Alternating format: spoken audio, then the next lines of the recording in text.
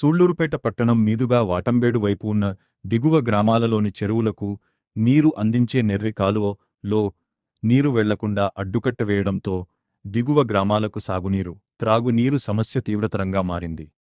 పట్టణంలోని మురికి కాలువల నీటిని నెర్రి కాలువలోకి వదిలివేయడంతో ఆ మురికి నీరు దిగువన ఉన్న గ్రామాలకు చేరి అవి త్రాగడం వల్ల గ్రామస్తులు అనారోగ్యాల పాలు అవడం ఇక్కడ సర్వసాధారణంగా మారింది.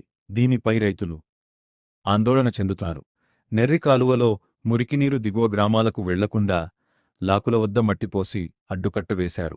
కాని కాలువలో ఉన్న మురికినీటిని ప్రక్కకు మళ్లించడానికి ప్రత్యామ్నాయం చూశారు. దీన్ని ఎమ్మెల్యే నెలవల విజయశ్రీ నేరుగా రైతులతో కలిసి పరిశీలించడం జరిగింది. కాలువకు ఉన్న చిన్న లాకు ద్వారా నీటిని సూళ్లూరు చెరువులోకి వదలాలని నిర్ణయించారు. కాని దీనికి సూళ్లూరు చెరువు రైతులు ఒప్పుకోకపోవడంతో తిరిగి ఈ సమస్య మొదటికి చేరింది. నెర్రి కాలువలో ఎక్కడ బురద అక్కడే ఉండిపోవడంతో కాలువ తీరంలో నివాసాలు ఉండేవారు దుర్వాసన తట్టుకోలేక ముక్కులు మూసుకొని ఇళ్లలో ఉండాల్సిన దుస్థితి నెలకొని ఉంది.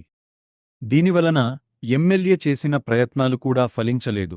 సరైన శాశ్వత మార్గం చూడక పోతే నెర్రి కాలువ దిగువన ఉన్న గ్రామస్తులకు సాగునీరు, త్రాగునీరు చెరువులు ద్వారా అందడం గగనంగా మారే ప్రమాదం ఉంది. ఈ సమస్య పరిష్కారం కావాలంటే రాష్ట్ర ప్రభుత్వం చొరవ తీసుకొని పట్టణంలోని మురికి నీరు కోసం ట్రీట్మెంట్ ప్లాంట్ నిర్మిస్తే తప్ప ఈ సమస్య ఎప్పటికీ సమస్యగానే ఉండిపోతని రైతులు ఆందోళన చెందుతున్నారు.